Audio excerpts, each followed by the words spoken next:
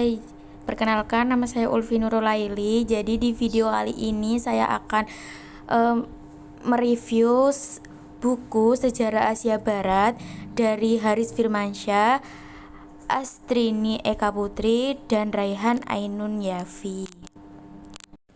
Bab pertama yaitu perkembangan kebudayaan dan peradaban kuno, yang mana di situ dibagi menjadi dua. Yang pertama peradaban Mesopotamia dan yang kedua Persia Achaemenida. Oke, yang pertama itu ada peradaban Mesopotamia, yang mana kata Mesopotamia dalam bahasa Yunani memiliki arti daerah di antara sungai-sungai. Sedangkan dalam bahasa Arab kata Mesopotamia disebut Brainairan, yang berarti di antara dua sungai. Dua arti Mesopotamia itu dapat kita lihat dari letak geografis adalah wilayah yang terletak antara sungai Tigris dan Eufrat. Sungai ini terletak di kawasan negara Irak sekarang. Sungai inilah yang membuat daerah Mesopotamia menjadi daerah yang subur. Pada masa itu, Mesopotamia itu atas memiliki dua pusat peradaban utama. Satu berada di wilayah Eufrat atas yang meliputi kota-kota tua seperti Khan Shersmis, Hairan, Gozan, Kabur, dan Mari. Di wilayah ini berdiri kerajaan Haurian dan Mitanni abad ke-15 Masehi dan kerajaan Amorites di abad 18 Masehi. Pusat-pusat yang lain adalah Tigris atas dekat Kuala, tempat pertemuan air Sungai Zab. Wilayah ini merupakan kerajaan Assyria dengan kota-kota utamanya Asur, Nivias, Kala, dan Dur-Syakurin, yang merupakan situs bangsa Sumeria dan Akadi kuno. Secara alami juga terbagi menjadi bagian utama dan selatan. Bagian utara terpusat di antara Babylon yang memiliki kota-kota seperti Asunia, Didiala, Sipar, Kuta, Kis, Bosipa, dan Isin. Di bagian selatan dalam berpendapat kota-kota Surina lama yaitu Eridu dan Ur yang memiliki akses ke Teluk Persia. Tanah bagian selatan ini keadaannya berawar-awar. Bangsa ini hidup mulai dari 4000 Masehi dan dapat bertahan dengan melakukan drainase dan instalasi irigasi. Selanjutnya ada bangsa Sumeria. Bangsa tersebut tercatat dalam sejarah sebagai bangsa pertama yang menempati Mesopotamia. Bangsa Sumeria tersebut bukanlah penduduk asli Mesopotamia. Pada awalnya daerah Mesopotamia adalah wilayah rawa liar yang tidak bisa dialami manusia. Bangsa Sumeria ini berhasil menjinakkan rawa tersebut dan berhasil membuat permukiman. Mereka berasal dari daerah sekitar Susa yang berpusat di kota-kota. Kota-kota kuno yang dimaksud adalah kota-kota yang tidak lebih dari sekedar komunitas terbatas. Negara kota bangsa Sumeria yang berkuasa setelah Umayyah adalah Ukraina. Ukraina mencakup bukan hanya Lagas, tetapi juga seluruh negara kota Sumeria. Selanjutnya, ia meluaskan kerajaannya melampaui batas-batas Sumeria hingga kerajaan ini membentang dari laut ke laut, yaitu dari ujung kepala Teluk Persia sampai pantai Mediterania di Syria bagian utara. Dalam proses sejarah tersebut, Raja Lugazagizi menaklukkan kerajaan Ukraina. Prestasi Lugazagizi dalam menyatukan Sumeria adalah secara politik dan kemudian meluaskan kerajaan ke arah barat laut untuk menghasilkan kontrol tunggal atas air di Tigris dan Eufrat. Selanjutnya, penguasa Sumeria ini memiliki sumber kaya Sumeria di Gunung Amanus. Bagaimana masyarakat kuno pada umumnya, orang-orang Sumeria adalah politetis dan menuju banyak dewa. Dewa-dewa ini ide untuk mengkontrol setiap aspek kehidupan, khususnya kekuatan-kekuatan alam. Orang-orang tersebut percaya bahwa dewa-dewa ini dan dewi-dewi juga berperilaku layaknya sebagai manusia. Mereka makan, minum, menikah, dan berkeluarga dan berkelumpul. Di samping para dewa berperilaku adil dan benar, mereka juga bertanggung jawab terhadap sekejam dan penderitaan. Bagi orang-orang Sumeria tersebut, kewajiban tertinggi adalah melanggengkan kesenangan manusia dan dengan demikian harus menjaga keselamatan negara kota mereka. Masing-masing negara tersebut mempunyai dewa dan dewi tersendiri yang mereka sembah dengan mengorbankan hewan-hewan, padi, dan anggur. Nah, selanjutnya itu ada kerajaan Akkadia. Peradaban masa Akkadia ini diawali dari adanya suku bangsa yang memiliki asal-usul Semit berimigrasi dari wilayah barat daerah Bulan Sabit ke bagian atas dan tengah Mesopotamia.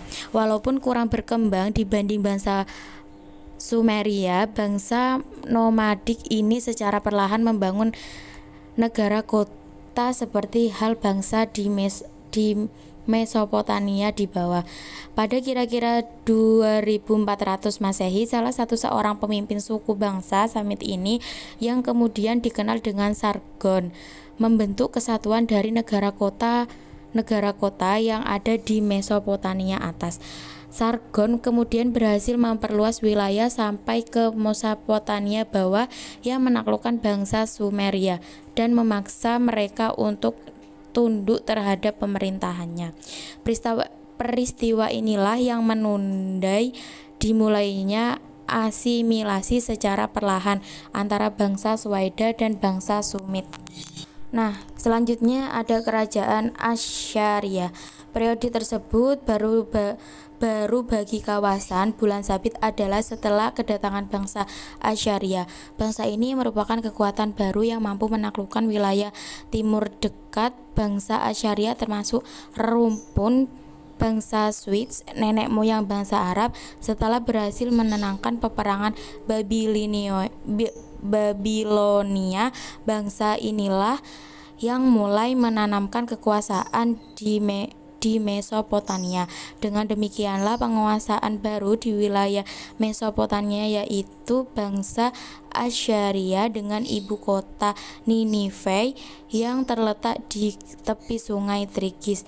Bangsa Assyria termasuk bangsa militer dengan melakukan kekejaman terhadap lawannya dengan keunggulan kesenjataannya.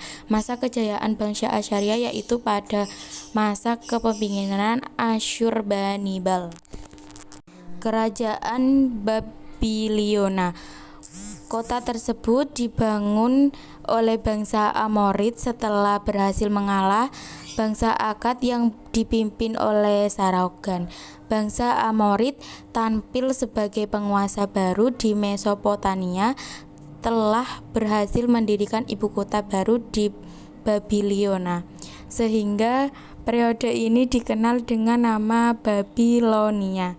Raja Babilonia yang terkenal sangat berperan dalam berkembang peradaban Babilonia adalah Raja Hammurabi. Raja Hammurabi terkenal dengan hukumannya yaitu hukum atau Undang-Undang Hammurabi. Undang-Undang Hammurabi merupakan undang-undang tertua alias pertama di dunia yang ditemukan sampai saat ini. Adapun hukum yang berlaku pada saat itu adalah tentang pidana. Contohnya, barang siapa yang melakukan suatu kesalahan harus dibalas dengan setimpal. Sedangkan hukum sipil mengenai hak milik, piutang, dan perkawinan. Ketika bangsa Assyria mengalami kemunduran, bangsa Kaldea datang menyerang kota Ninive di ibu kota Assyria pada tahun 612 Masehi. Kota tersebut dapat dikuasai oleh Kaldea di bawah kepemimpinan seorang raja yang bernama Nabopolassar. Bangsa ini berhasil membentuk peradaban yang disebut dengan Babilonia baru. Peradaban tersebut baru melanjutkan peradaban-peradaban yang sebelumnya, terutama peradaban Babilonian lama. imperium ini mencapai puncak keemasan yang pada masa pemerintahan Raja Nebukadnezar. Hancurnya peradaban Mesopotamia.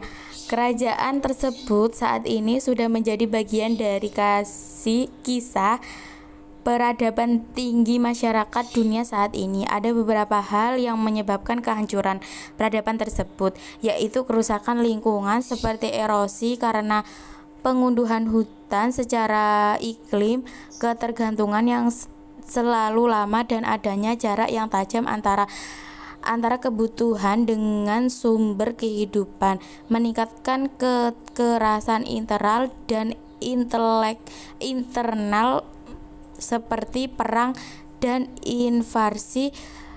Respon sosial terhadap persoalan internal dan masalah lingkungan.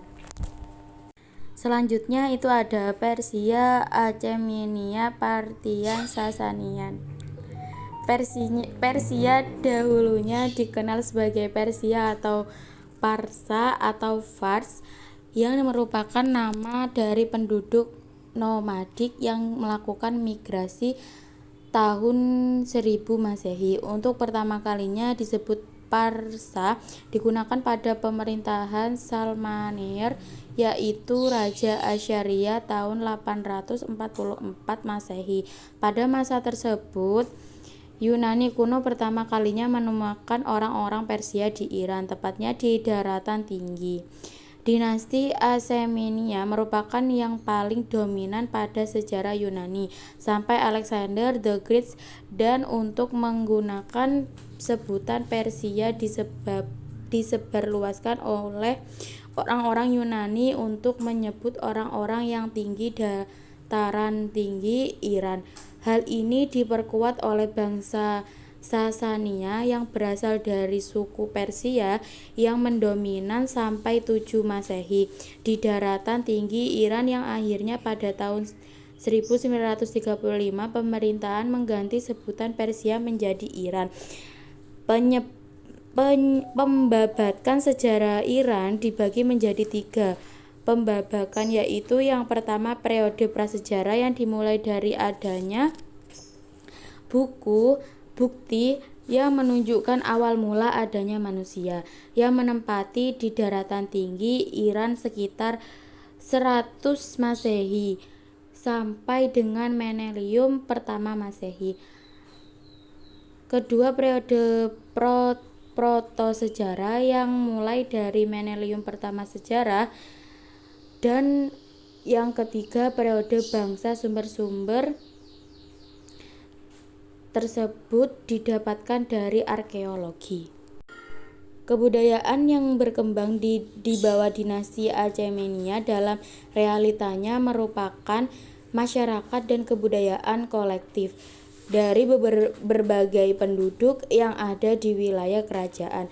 Dari mosaik seperti itu kadang-kadang sulit untuk memisahkan mana yang merupakan Persia atau merupakan perkembangan dari periode Achaemenia, dan mulai kenapa itu merupakan sumbangan bangsa Iran awal terhadap masyarakat dan kebudayaan Timur Tengah secara umum, yaitu mulai dari bahasa yang terdapat dari dipakai di wilayah tersebut tentu saja mengikuti keanekaragaman penduduknya. Orang Persia sejak semula menggunakan bahasa Persia kuno.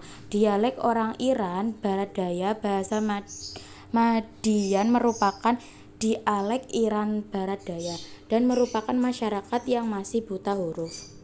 Organisasi sosial. Tidak banyak diketahui mengenai organisasi sosial yang berkembang pada periode Achaemenia. Secara umum, organisasi sosial ketika didasarkan pada cara-cara faidol, baik yang berkaitan dengan fungsi-fungsi ekonomi maupun sosial. Selanjutnya yaitu agama. Bangsa Iran pada periode tersebut dan merupakan sedikit persoalan yang disepakati para sarjana. Ketika bangsa Iran pertama kali memasuki periode prasejarah, agama merek bercorak politeistik yang mempraktikkan corak keagamaan sama dengan kelompok-kelompok Indoran. Para dewa biasanya diasosiasikan dengan fenomena alam, dengan fungsi-fungsi sosial, militer, dan ekonomi, dan konsep-konsep abstrak seperti keadilan dan kebenaran. Selanjutnya, kebudayaan dan peradaban Arab pra-Islam. Peradaban Arab pra-Islam, bangsa Arab terutama di gurun sering untuk melakukan peperangan demi mempertahankan hidupnya. Di masa itu, hukum rimba melakukan yang kuat akan kekuasaan dan memang sedangkan yang lemah akan menjadi budak dan mati. Mereka melakukan peperangan untuk mendapatkan daerah subur seperti dekat dengan air mata, memiliki rumput yang hijau dan menggembala ternak. Dengan demikian, kesibukan pada peperangan tidak sempat melahirkan kebudayaan baru. Bangsa Arab dikenal dengan perdagangan. Arab memiliki dua suku besar yang paling berbaur antara satu dengan yang lainnya. Dua suku besar yaitu Arab Baidah yang sudah tidak ada lagi saat ini meliputi kaum Samud, Ad, Jadid, dan Stam. Rata-rata perubahan yang mereka alami telah maju di bidang pertanian, peternakan, kerajinan. Ini mulai sesuai dengan letak yang strategis. Arab Baqiyah berbagi lagi menjadi dua, yaitu Arab Abiyah dan Arab Mushtaribah. Arab Aribah berasal dari nenek moyang di Katan, Yaman. Arab Mustabiyah berasal dari penduduk Arabia yang mendiami wilayah tengah Jazirah Arabia dari Hejaz sampai ke Syam.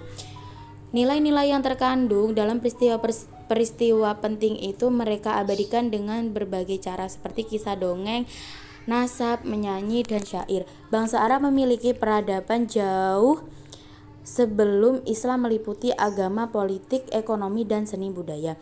Peradaban agama pra-Islam dikenal sebagai masa Zazilah, yaitu kebodohan.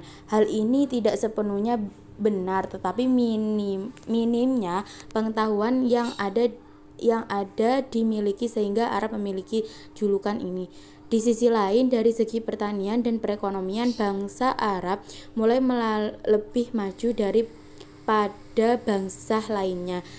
Dalam pertanian, sudah adanya alat-alat modern seperti cangkul, alat bajak, garu, dan tongkat kayu untuk menanam. Mereka juga sudah menggunakan hewan untuk membajak dan kegiatan lainnya. Mereka juga sudah membangun sistem irigasi yang baik.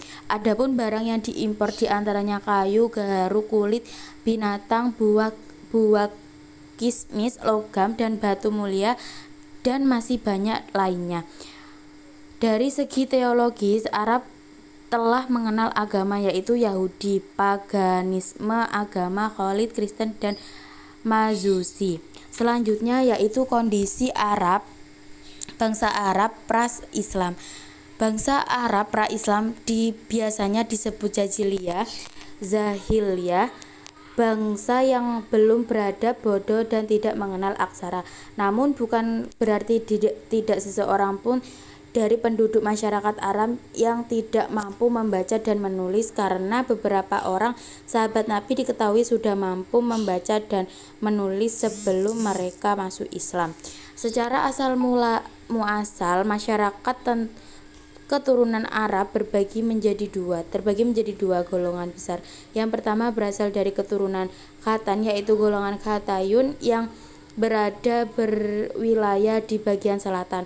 Kedua dari keturunan Ismail dan Ibrahim, yaitu golongan Adnanium yang berada di wilayah sebagian utara. Tetapi dari perjalanan dan keduanya golongan ini saling berbaur akibat dari perpindahan penduduk jauh sebelum kedatangan Islam.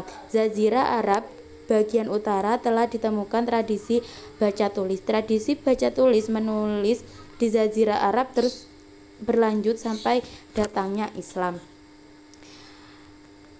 Jika dilihat dari konteks lainnya, sosial politik pra-Islam sangatlah rendah dan sangat berkembang. Masyarakat Arab pra-Islam merupakan kancah peperangan terus-menerus sehingga kebudayaan mereka tidak berkembang. Itu salah satunya penyebab bahan-bahan sejarah Arab pra-Islam sangat langka untuk ditemukan di dunia Arab dan dalam bahasa Arab. Selanjutnya, tradisi bangsa Arab pra-Islam. Yang pertama adalah bidang sosial keagamaan, yang mana orang-orang Arab yang menyembah bermacam-macam penyembah sebelum datangnya Islam, seperti menyembah berhala, menyembah matahari, melakukan sembahyangan dengan cara bersujud menghadapi pada saat terbit, terpendam, dan tengah hari. Sementara penyembah patung berhala menjadikan sebagai takabur mereka kepada Tuhan.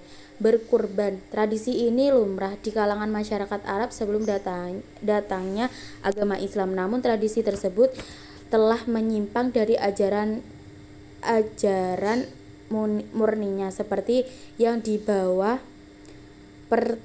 pertama kali oleh Nabi Ibrahim, seperti menyembelih hewan kurban sebagai sesembahyangan untuk Tuhan-Tuhan mereka, menyebarkan daging sembelihan di sekitar Ka'bah, dan selumurkan darahnya di atas Baitullah tersebut. Pada periode awal Islam, sebagai kaum muslimin hendak meniru tradisi leluhur mereka, namun wahyu Al-Quran segera turun memberikan pembenahan terhadap tradisi tersebut. Al-Quran menegaskan bahwa kurban adalah termasuk syair Allah, bahwa daging-daging sembelih dan darah itu sesekali tidak dapat mencapai keriduan Allah, melainkan bertakwa kepada mereka. Yang selanjutnya yaitu ada transaksi jual beli. Para sejarawan mencatat banyak model transaksi jual beli yang dikenal di masyarakat Arab Jazilah. Terjadi ikhtiar, penimbungan bahan pokok, dan riba merupakan tradisi yang telah dikenal kuat dalam sistem perdagangan mereka.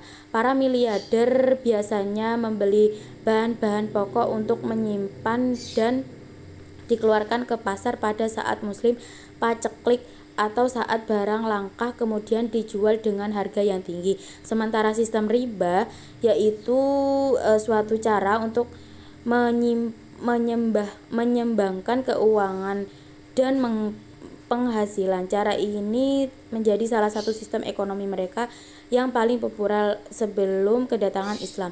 Selanjutnya yaitu sosial kemasyarakatan, yang mana tradisi tersebut yang sangat buruk merupakan tradisi yang cukup akut, seperti perbudakan, mabuk-mabukan, dan perjudian. Tradisi tersebut, perbudakan, tidak hanya menjadi bagian dari kehidupan masyarakat bangsa Arab, namun bangsa-bangsa lainnya. Pada saat itu tradisi mabuk juga menjadi tradisi buruk yang masih dan akut di kalangan masyarakat Arab sebelum datangnya Islam.